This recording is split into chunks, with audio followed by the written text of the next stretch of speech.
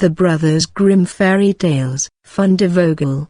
There was once a forester who went into the forest to hunt, and as he entered it he heard a sound of screaming as if a little child were there. He followed the sound, and at last came to a high tree, and at the top of this a little child was sitting, for the mother had fallen asleep under the tree with the child, and a bird of prey had seen it in her arms, had flown down, snatched it away, and set it on the high tree. The forester climbed up, brought the child down, and thought to himself, "You will take him home with you, and bring him up with your Lina." He took it home, therefore, and the two children grew up together. And the one, which he had found on a tree, was called Fundevogel, because a bird had carried it away. Fundevogel and Lina loved each other so dearly that when they did not see each other they were sad. Now the forester had an old cook, who one evening took 2 pails and began to fetch water, and did not go once only, but many times, out to the spring. Lina saw this and said, "Listen, old Sanna, why are you fetching so much water? If you will never repeat it to anyone, I will tell you why." So Lina said, no, she would never repeat it to anyone, and then the cook said, "Early tomorrow morning, when the forester is out hunting, I will heat the water, and when it is boiling in the kettle, I will throw in Fundevogel, and will boil him in it." Early next morning the forester got up and went out hunting, and when he was gone the children were still in bed. Then Lina said to Fundevogel, "If you will never leave me, I too will never leave you." Fundevogel said, "Neither now, nor ever will I leave you."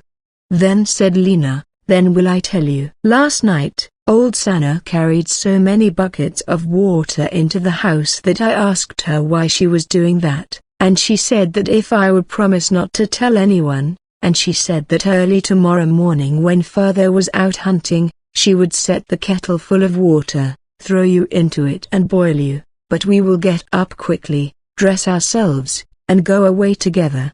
The two children therefore got up, dressed themselves quickly, and went away. When the water in the kettle was boiling, the cook went into the bedroom to fetch Fundevogel and throw him into it. But when she came in, and went to the beds, both the children were gone. Then she was terribly alarmed, and she said to herself, "What shall I say now when the forester comes home and sees that the children are gone? They must be followed instantly to get them back again." Then the cook sent 3 servants after them, who were to run and overtake the children. The children, however, were sitting outside the forest, and when they saw from afar the 3 servants running, Lina said to Fundevogel, "Never leave me, and I will never leave you."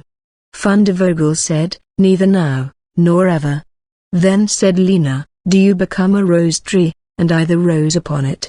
When the 3 servants came to the forest, nothing was there but a rose tree and 1 rose on it, but the children were nowhere. Then said they, "There is nothing to be done here," and they went home and told the cook that they had seen nothing in the forest but a little rose bush with 1 rose on it. Then the old cook scolded and said, "You simpletons, you should have cut the rose bush in 2, and have broken off the rose and brought it home with you. Go, and do it at once."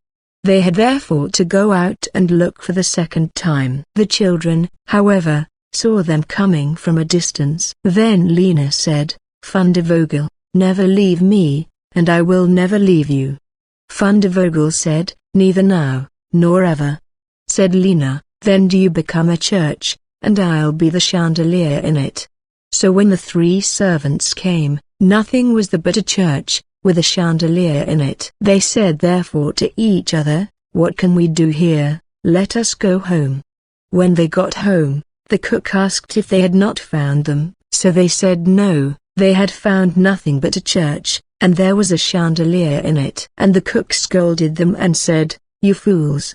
Why did you not pull the church to pieces, and bring the chandelier home with you?"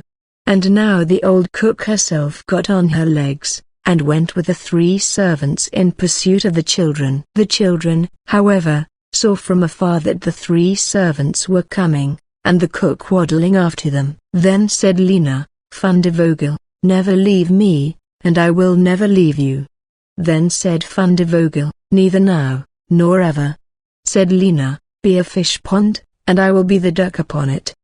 The cook, however, came up to them, and when she saw the pond she lay down by it, and was about to drink it up.